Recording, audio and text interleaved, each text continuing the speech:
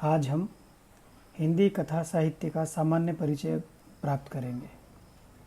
मैं डॉक्टर मनोज पंड्या, सह आचार्य हिंदी, श्री गोविंद गुरु राजकीय महाविद्यालय बांसवाड़ा। वास्तव में कथा है क्या? व्युत्पत्ति की दृष्टि से देखा जाए तो कथा कथ धातु से व्युत्पन्न है, अर्थात वह जो कहा जाए। इसके अर्थ में वक्ता और श्रोता की स्थिति होती है। वक्ता कोई कथन करता है, श्रोता उस कथन को सुनता है। अर्थात विशिष्ट अर्थ में देखा जाए कि कथा किसी ऐसी कथित घटना का वर्णन है जिसका कोई निश्चित परिणाम हो। इस कथा में घटना वर्णन में समय का, किसी से संबंध का अनिवार्य संबंध होता है। यह कथा कल्पित या आनुभविक हो सकती है। या तो कथाकार अपनी कल्पना से सृजित करता है या कथाकार अपने अनुभवों से संयुक्त होकर उसको एक विशेष रचना के ढंग से ढालता है। कथा के प्राचीन नाम गल्प, आख्यायिका और शॉर्ट स्टोरी और नवल कथा भी मिलते हैं। संस्कृत में कथा को आख्यायिका और अंग्रेजी में शॉर्ट स्टोरी और गुजराती में नवल कथा के नाम से जाना जाता है। वर्तमान के संदर्भ में हम देखते हैं कि कहानी वह होती है जिसमें कहानीपन होता है, जिसमें कथा विन्यास अर्थात कहने का ढंग इस प्रकार होता है कि जो भी घटना पुरानी होती है उसे पुनर्जीवित किया जाता है। इसमें घटनाओं का घात प्रतिघात और भावात्मक संवेदना इस प्रकार मिली रहती है कि मानो सारी अतीत की घटनाएं हमारे सामने फिर उभर कर सामने आ जाती हैं। कथा के वर्गीकरण को देखें और परिभाषाओं को देखें तो वस्तुतः कथा भी काव्य की तरह दो प्रकार से हमारे सामने आती है, प्रबंध कथा और खंड कथा। प्रबंध कथा का तात्पर्य है वह कथा जिसमें एक घटना दूसरी घटना से विशेष बंधन के रूप में, प्रबंधात्मक के रूप में नियोजित होती है। इसे हम उपन्यास कहते हैं। खंड कथा का तात्पर्य जीवन का कोई एक खंड विशेष जिसमें वह घटना घटित हुई हो, उसे हम खंड कथा कहते हैं। यह खंड कथा दो रूपों में हमारे सामने आती है, कहानी और लघु कथा। पश्चिमी कहानी के जन्मदाता एडलर एलन पो यह मानते हैं छोटी कहानी एक ऐसा आख्यायन है जो इतना छोटा है कि एक बैठक में पढ़ा जा सके और जो पाठक पर एक ही प्रभाव उत्पन्न करने के उद्देश्य से लिखा गया हो। वहीं मुंशी प्रेमचंद यह मानते हैं कहानी एक रचना है जिसमें जीवन के किसी एक अंग या मनोभाव को प्रदर्शित करना ही लेखक का उद्देश्य रहता है। उसके चरित्र, उसकी शैली तथा कथा विन्यास सब उसी एक ही भाव को पुष्ट करते हैं। इन दोनों परिभाषाओं के आलोक में हम देखते हैं तो हम पाते हैं कि वास्तव में कहानी वह होती है जिसका प्रधान तत्व कथा तत्व होता है।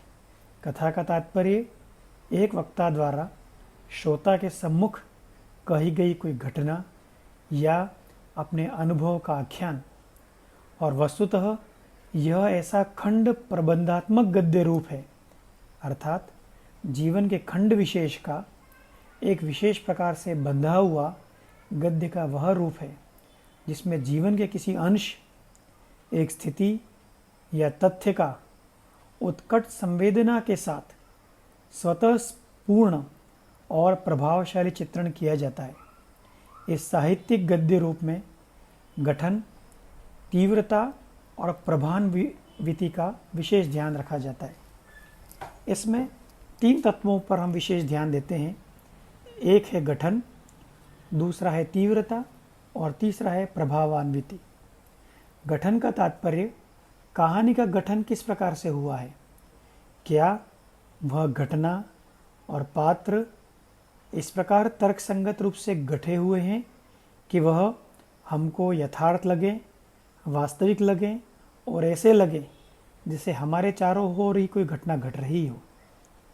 तीव्रता तीव्रता का तात्पर्य यह है कि कहानी की घटनाएं इतनी तीव्रता से आगे बढ़ती हैं कि पाठक जो होता है वह अपनी कल्पना के साथ तेज गति से उस कहानी को अपने साथ जोड़ता हुआ आगे बढ़ता है।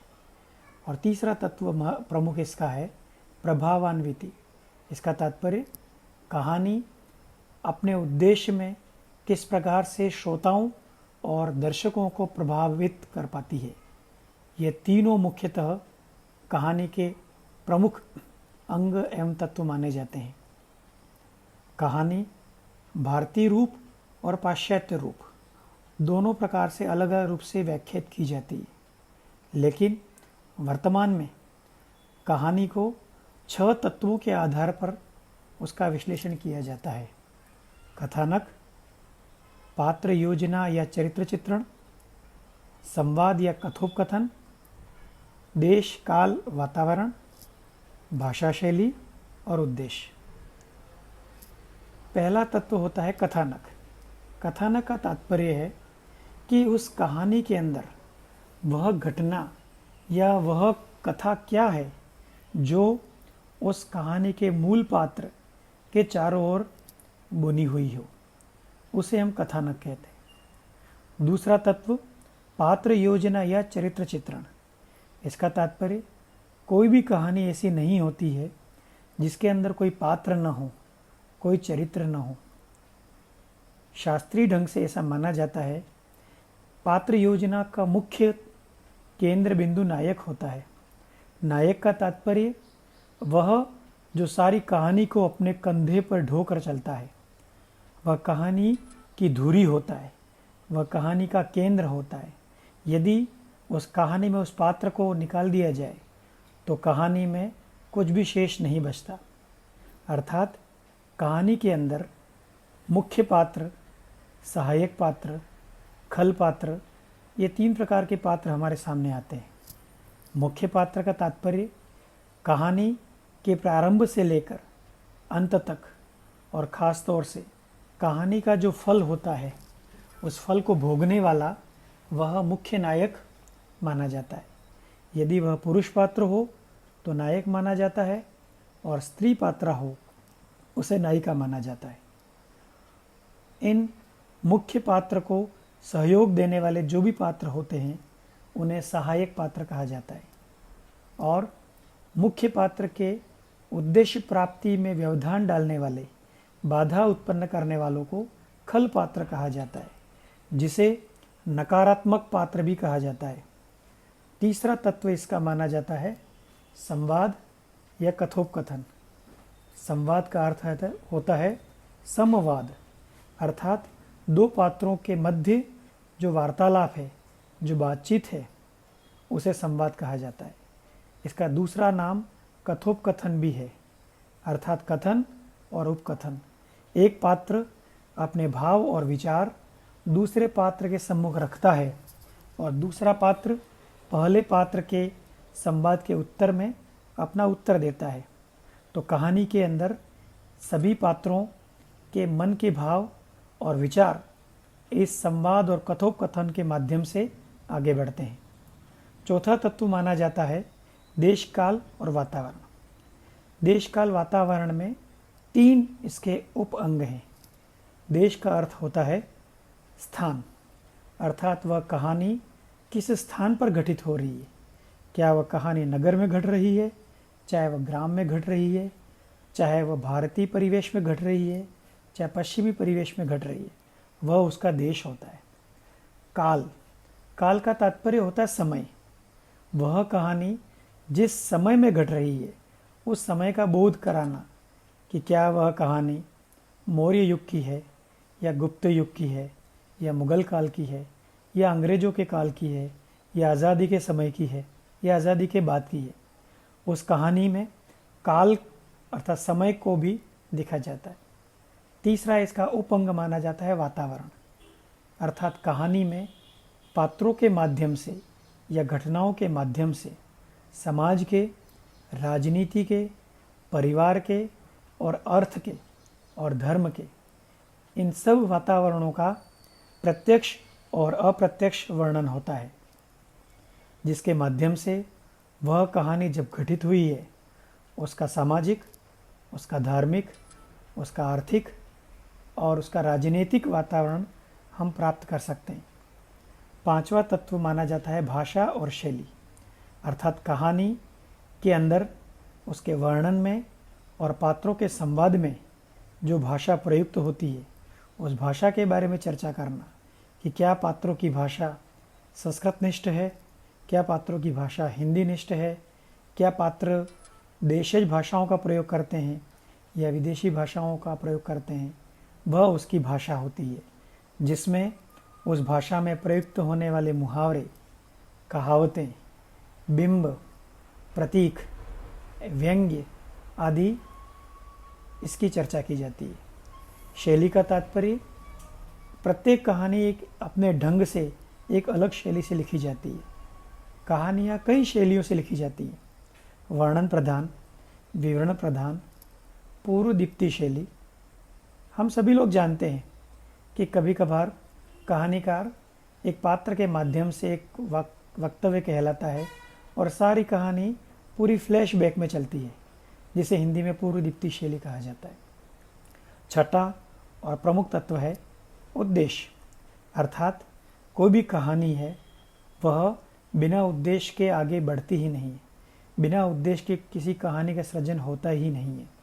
उद्देश्य उस कहानी का अंतिम छोर होता है। उस उद्देश्य के कारण ही सारी कहानी की बनावट, पात्रों की बुनावट और समस्त संवाद, देश काल वातावरण और भाषा शैली उसी उद्देश्य को लेकर निर्मित किए जाते हैं। उद्देश्य की दृष्टि से देखा जाता है कि क्या कहानी का उद्देश्य आदर्शमूलक है, क्या कहानी का उद्देश्य यथार्थमूलक है। अर्थात कहानी कहने का तात्पर्य कहानीकार सिर्फ मनोरंजन करना नहीं चाहता, उस कहानी के माध्यम से किसी बहुत बड़े उद्देश्य की पूर्ति करना चाहता है। वह उद्देश्य की पूर्ति यदि कहानी में होती है तभी कहानी सार्थक मानी जाती है। इन 6 तत्वों के आधार पर ही कथानक, पात्र योजना, संवाद, देश काल वातावरण, भाषा शैली और उद्देश्य, इन 6 तत्वों के आधार पर ही किसी भी कहानी का आधुनिक ढंग से हम विश्लेषण करते हैं। धन्यवाद।